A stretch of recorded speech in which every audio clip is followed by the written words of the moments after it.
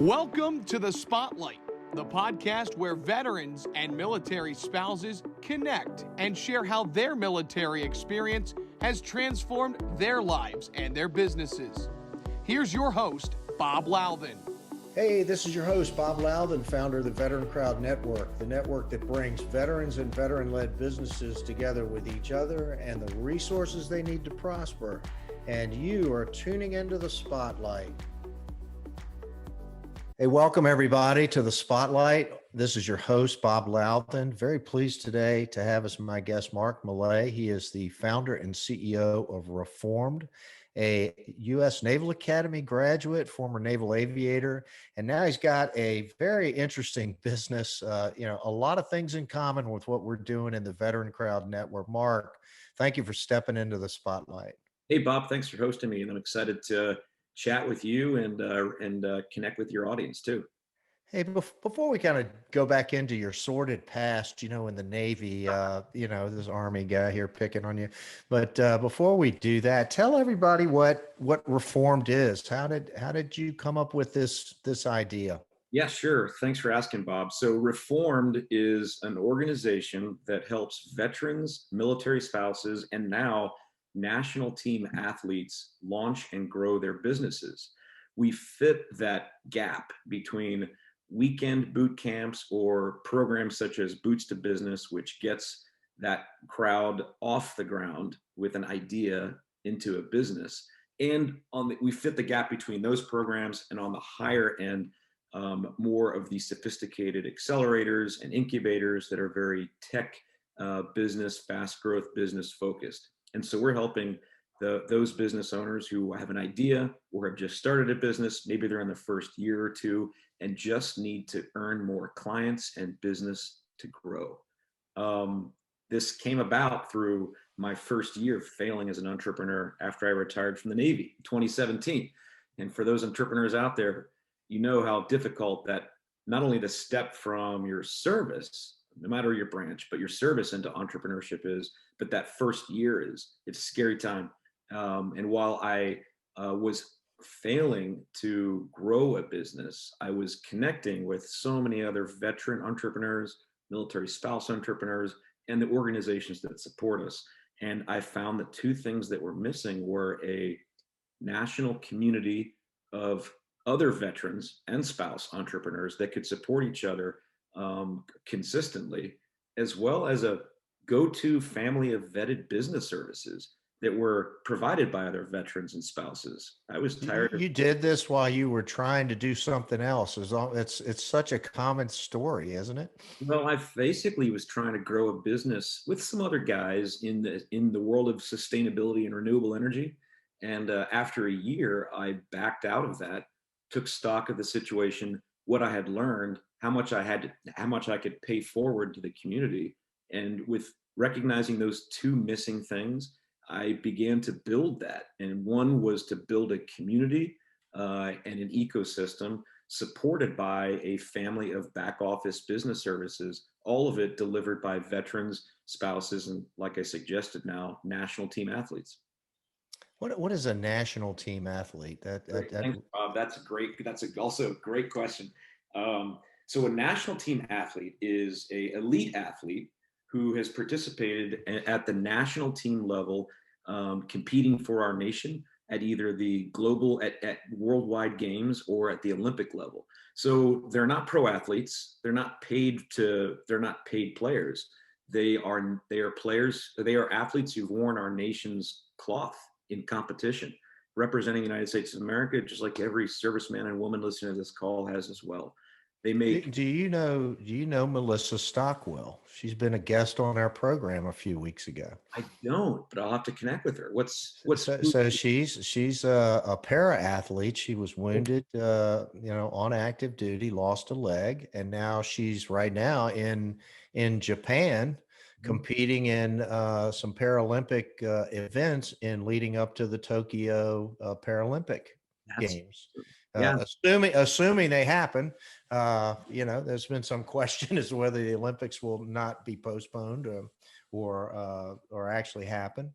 But okay, very interesting. There's a collision of values that I'm sure Melissa sees very clearly, more clearly than a lot of us, because of her service background, but also now her elite athlete experience. And that collision of values is that we all share a similar ethos and value system, shared sacrifices, and while our stories are very different, we have a very common bond in supporting our nation and wearing our nation's cloth in combat or competition. And so if you think that veterans have a lot, I think veterans have a lot of support in our transition relative to military spouses who are trying to grow businesses. And relative to those two communities, the elite athlete community has zero support. And so it makes sense that we as veterans can really give them a lift up and help them as they're transitioning into entrepreneurship as well.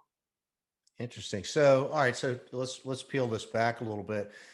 Let's just talk about veterans becoming entrepreneurs, and I'm sure you and I are, like, we're preaching to the choir, talking to each other. But there's a lot of people out here that need to hear this. You know, Right. veterans make great entrepreneurs. Have you got some thoughts on why the veteran experience helps you make a good business person? And then Yeah. we'll talk about why it doesn't. Yeah, no, Bob, I actually am not sure I agree with you. Oh, okay. Yeah, I think some veterans make great entrepreneurs, but not all veterans make great entrepreneurs. In fact, there's no data. I don't think there's any data out there that suggests that veterans make better entrepreneurs than our civilian counterparts. But here's what I will say.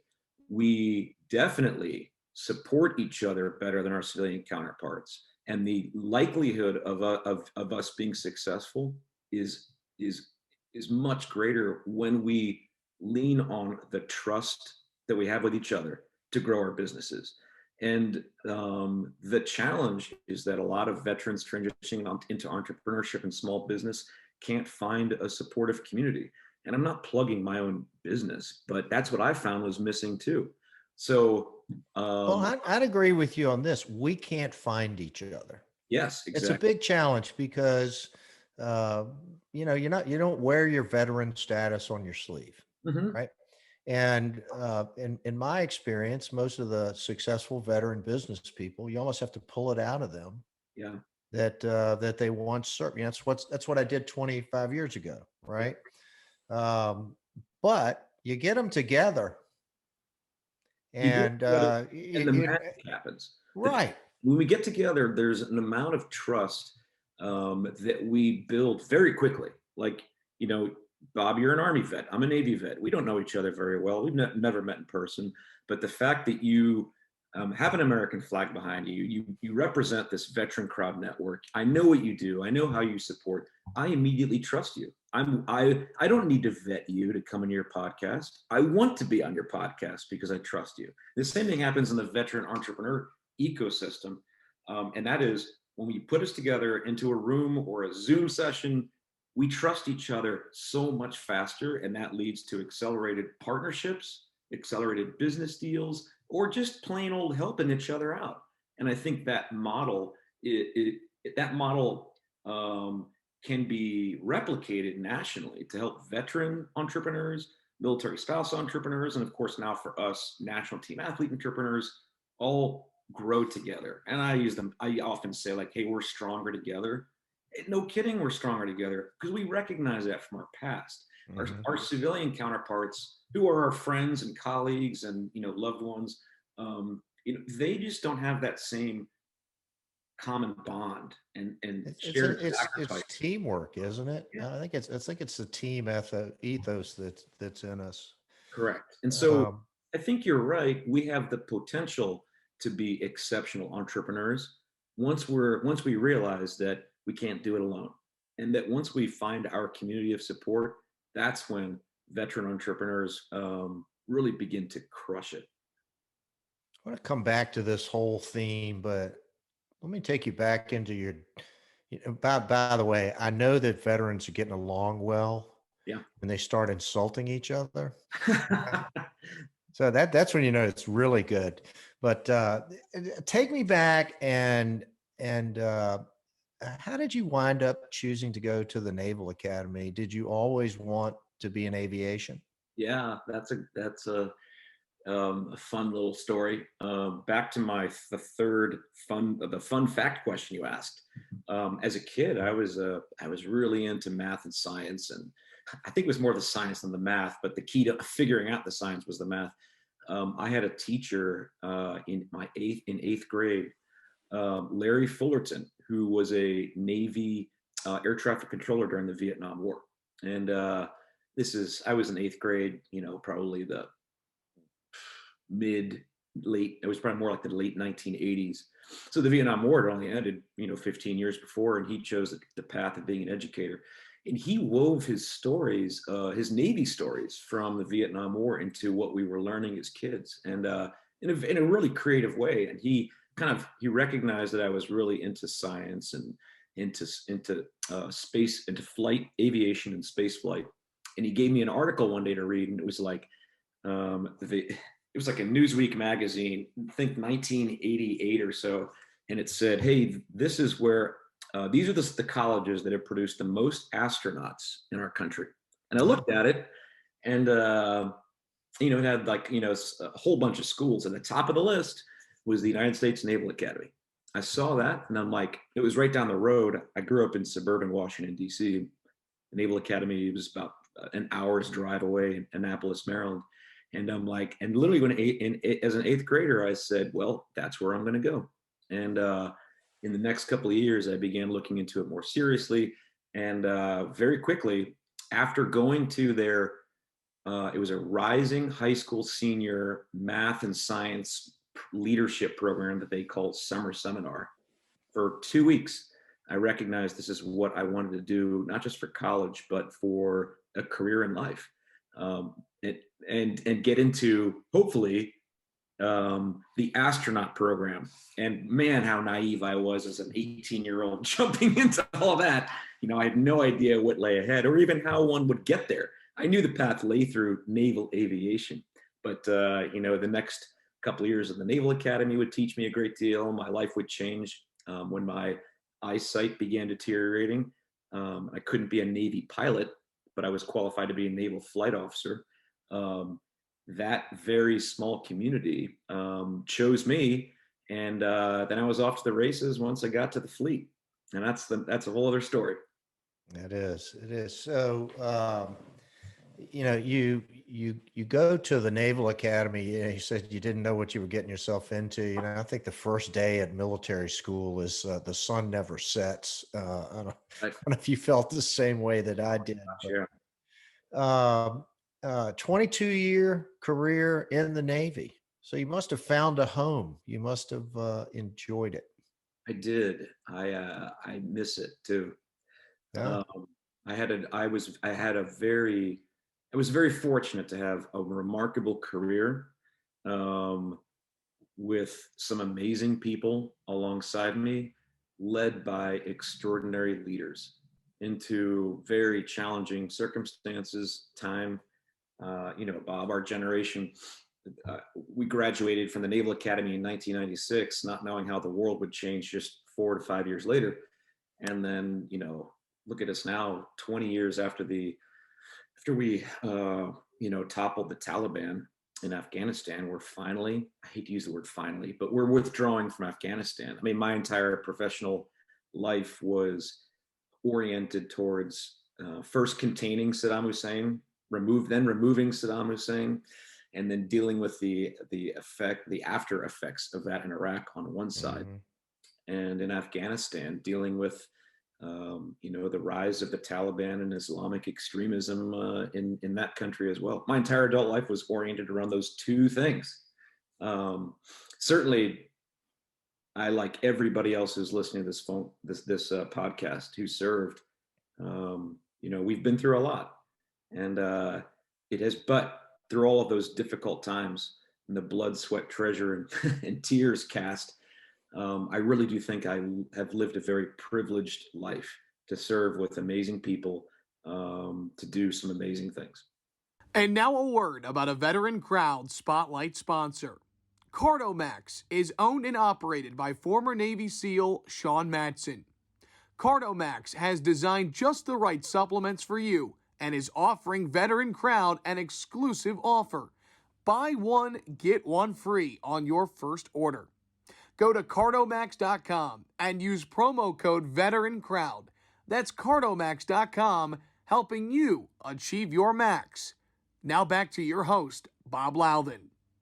Hey, we're talking with Mark Mhley. He is the CEO and founder of Re4ormed. And Mark, let's talk about, let's get back to the veteran entrepreneur, and can we pick one thing that you're doing with a veteran entrepreneur, some kind of a topic or training or something like that you think, that we could share that would just give people a little bit of a taste of what you're trying to accomplish and how you're trying to help? Yeah, thanks, Bob. I think one of the most impactful aspect of Re4ormed is our series of all calls.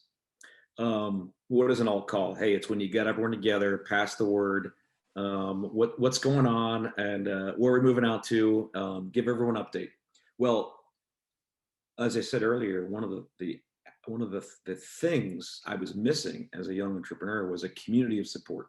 And so we have built these communities of support now, and we call them all calls. They're located regionally around the country, and they are in Washington, D.C., Texas, Twin Cities, Colorado, and hopefully soon the Pacific Northwest. And they are nothing more than an hour and 15 minutes of networking and mutual support for our community of entrepreneurs.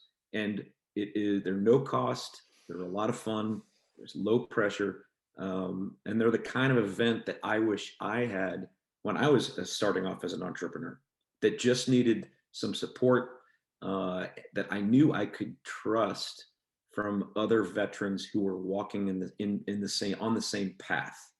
And that's really, I think, the most impactful part of what I'm delivering today with Re4ormed. I'll also add, we not only do this for businesses, but we host a quarterly nonprofit all call as well. That specific event is our best attended and honestly the most impactful thing that I'm a part of right now, is giving voice to our brothers and sisters who are leading or have built or own a nonprofit that's supporting any kind of nonprofit effort out there, not just veteran causes, but all sorts. And hearing the selflessness of our community and what we're doing across the United States is really inspiring. And anything we can do to give them voice and help and hear what their challenges are is time well spent. And so I enjoy that quarterly event.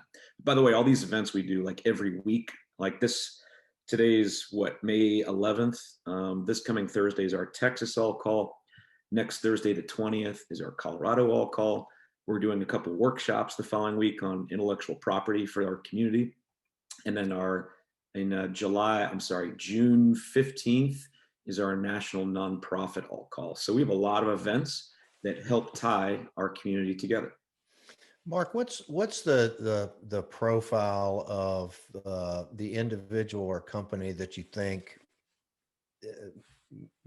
fits nicely into these things?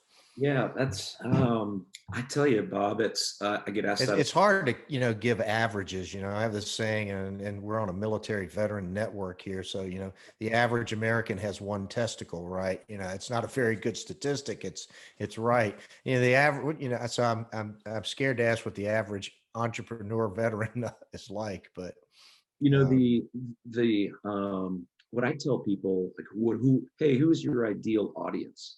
They are veterans, military spouses, national team athletes who have an idea for a business or have launched a business and are looking to gain clients and traction in our community, or have something to teach the crowd.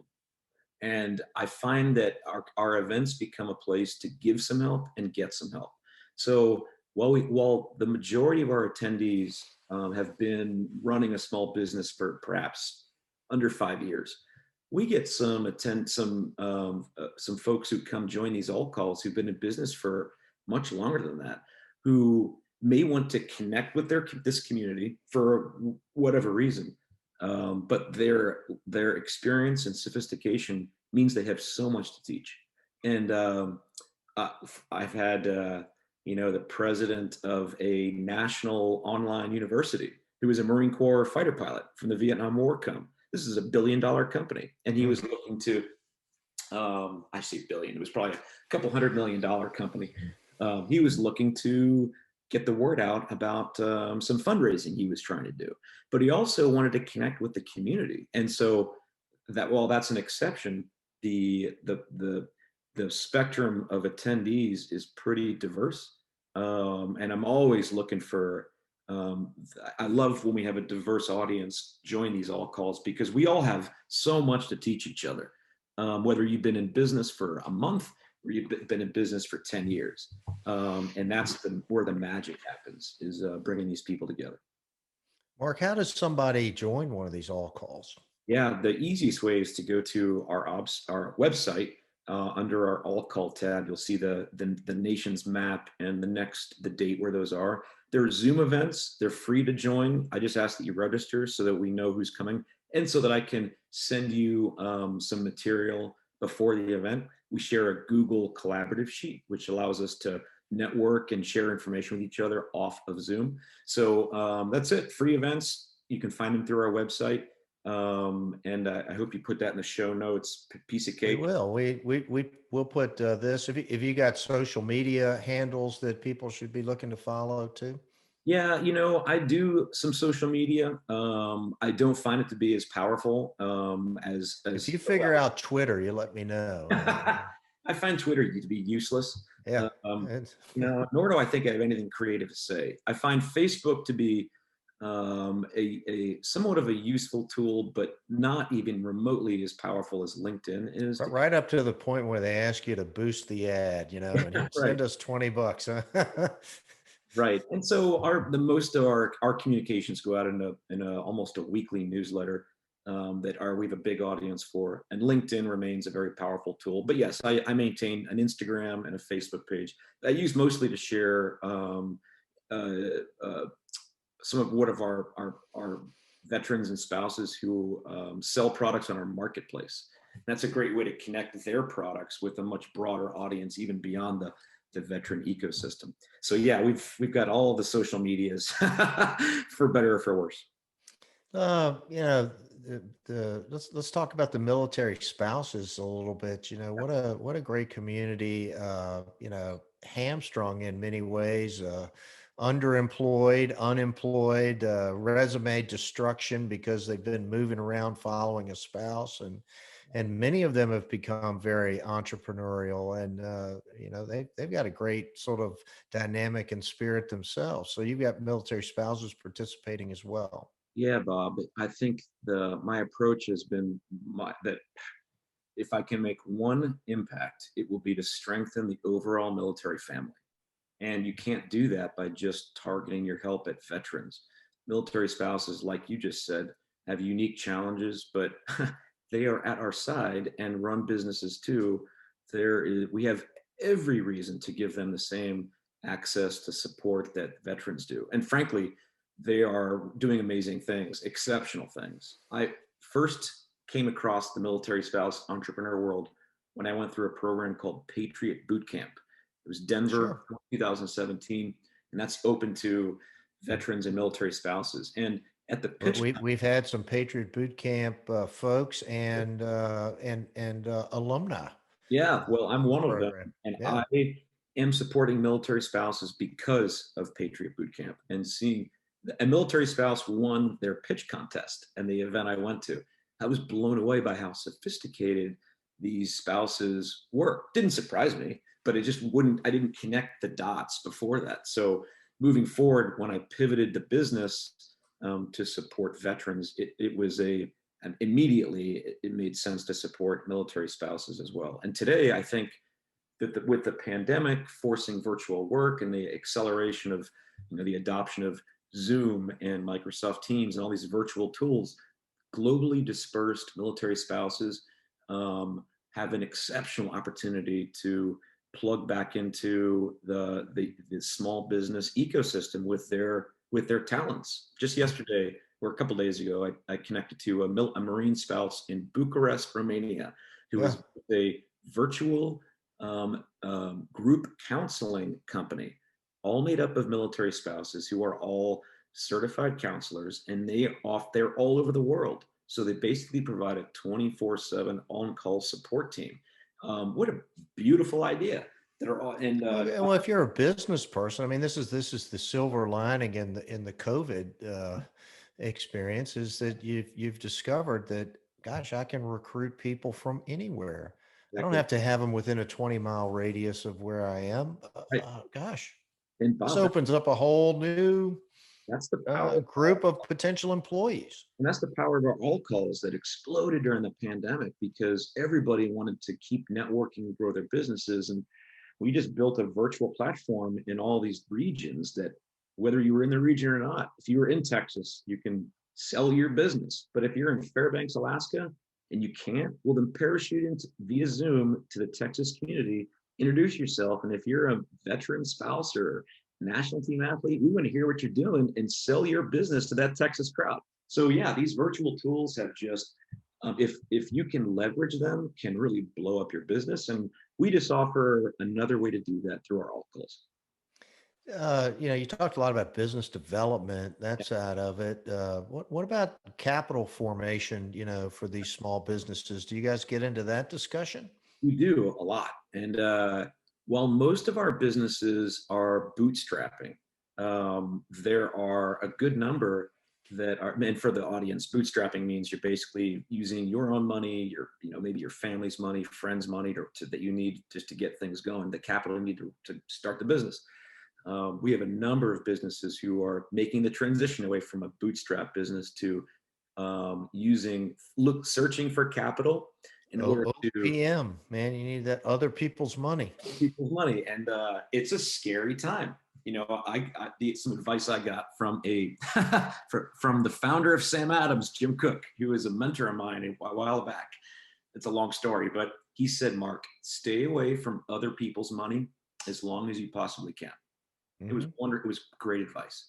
And so our community really reflects that, and we assist each other in finding the right source of capital for businesses. Sometimes it's just going to your community bank. Sometimes it's applying for award money or grant money or no strings attached money. And sometimes it is going to a venture capital partner that wants to help you grow that business. It really depends on what your industry is, where you're at, what your team looks like. But how would you know that unless you have a community of people to ask all these questions of? And that's the community that we provide. And yes, indeed, in our community, we have a trusted core group of venture capitalists who are all veterans who understand our challenges and are very happy to help guide you through that process and be honest with you and show you what the best way to raise that money is when that time comes. Right. The good news is there's a growing community of funds, professionally managed funds that target veteran-led business, military spouses, women-led companies, and that sort of thing. So Yeah, hopefully the world's coming around and recognizing all of that. yeah. Last parting question here. What does the future hold for Reformed? I mean, what are you guys kind of hoping that you're going to accomplish over the next year or so? Yeah, the key word for us is scaling right now. And so scaling is it involves three components. One is expanding our all call series out west. And so our inaugural Colorado all call, like I mentioned, is next Thursday. We're looking to build the Pacific Northwest all call. And scaling isn't just creating a Zoom meeting and hoping for the best. I'm building those events with local leadership on the ground, like we've done in our other areas. Come to the Texas all call on Thursday, and you'll see what I'm talking about. Okay. And so scaling involves growing regions. Number two, it involves scaling the number of attendees. And so I'm getting the word out through all of these regional events, through great Americans like you who give me an opportunity to share what we're doing for that missing middle of entrepreneurs who want to tie into a community. I'm eager to grow the number of participants we have. And then number three is not only participants, but we have a core of 36 back office business service partners that are that vetted, integrated service providers. That's our business model, how we sustain our efforts. I'm growing those as well, to cover every aspect of what a small business needs to grow. And finally, doing all this takes work. So what's coming for us is growing our team. And right now, I'm actually looking to hire people on to do a couple key functions, from hosting some of these events to performing some more of the back end marketing, building, driving events. It's a lot of fun. If anyone on the call or on the pod is interested in learning more how they can help Re4ormed out in growing our impact, I'd love to get in touch with you. Very good. Hey, we've been listening to Mark Mhley. He's the CEO and founder of Re4ormed, a Naval Academy grad, former naval aviator. Mark, thank you for stepping into the spotlight. You bet, Bob. Just one last thing. Beat Army. Ah, okay. Well, yeah. I don't like those guys either. So, hey, you've been listening to the Spotlight on the VeteranCrowd Network. We're bringing veterans and military spouses who are making a big difference in our community. Give a big shout out and a bravo Zulu here to Mark Mhley of Re4ormed, and that's a wrap.